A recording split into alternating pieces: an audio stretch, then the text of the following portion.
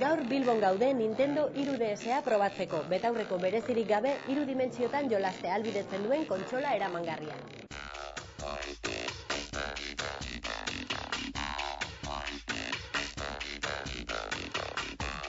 Datorren ostiralean jarriko dute salgai eta 13 bideo-joko izango ditugu aukeran. Besteak beste, dagoeneko ezaguna zaigun Nintendox animalia birtualen jokoa.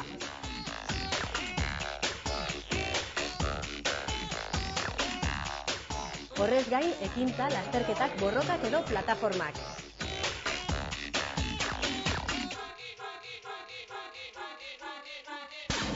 Jolasteaz gainera, 3D filmak ikusi ahal izango ditugu, musika entzun edo internetetik nabigatu.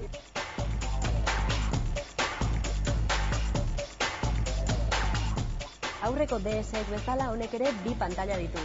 Goikoa 3,5 betekoa autoestereoskopikoa da, hau da, 3 dimentsioko irudiak erakusten ditu. Bekoa berriz, zertxobait txikiagoa da eta ukipenezkoa.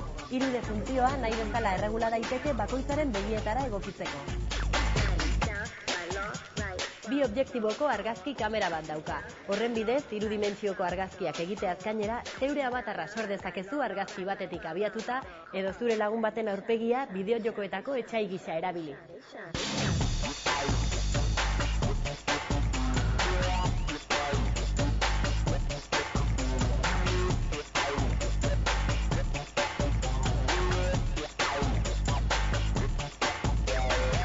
Kontsola 250 euroan salduko dute mini-joko batekin batera.